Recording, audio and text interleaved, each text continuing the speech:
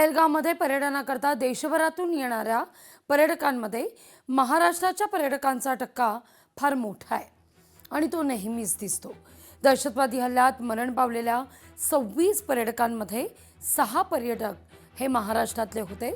आजही महाराष्ट्रातून मोठ्या प्रमाणावर पर्यटक पहलगाममध्ये येत आहेत। आढावा घेतलाय आपले प्रतिनिधी उमेश करंजकर यांनी। आता आपण पहलगाममध्ये आहोत आणि पहलगाम हे धर्तीवरचं स्वर्ग म्हटलं जातं, कारण देशभरातून पर्यटक जे आहेत ते इथे फिरायला येत असतात। इकडच्या जो निसर्ग सौंदर्य आहे त्याचा अनुभव घेत असतात आणि देशभरातून जे पर्यटक इथे येतात त्यामध्ये सगळ्यात जास्त जो टक्का आहे तो महाराष्ट्रातील येणाऱ्या पर्यटकांचा। आताही देखील अशाच प्रकारची एक फॅमिली आहे जे पुण्यावरून आलेले आहेत आणि पहलगाम आणि सगळं काश्मीर फिरतायत।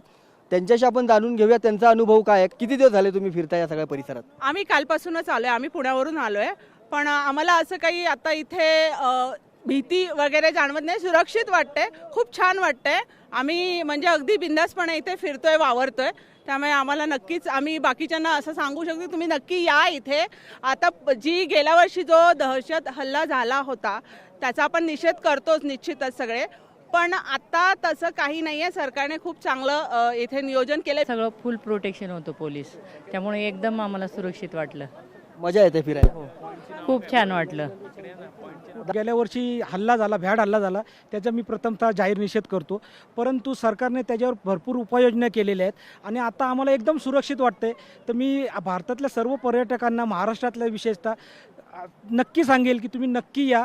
हे जम्मू काश्मीर पण आपलंच आहे आणि हा देश पण आपलाच आहे। तुम्ही इथल्या पर्यटकांवरच हे चालतंय, तर आपण येऊन त्यांना मदत करू शकतो। आपण दहशतवादी हल्ला असा होऊ नये यासाठी सरकारने जी पाहिजे ती योजना घेतलेली आहे, त्यामुळे सर्व महाराष्ट्रातल्या सर्व पर्यटकांना मी विनंती करेन की ते येऊन आपण नक्कीच सर्व इथला आनंद घ्यावा। पर्यटक कमी होऊ नयेत आणि देशभरातून, महाराष्ट्रभरातून ते पर्यटक यावेत, त्यांची संख्या वाढावी, जेणेकरून इकडचे जे स्थानिक आहेत, इकडचे जे व्यापारी आहेत त्यांना मदत होईल। अशा प्रकारची मनीषा जी आहे, अशा प्रकारची इच्छा जी आहे, या सगळ्यांनी इथं बोलून दाखवलेली आपल्याला पाहायला मिळाली।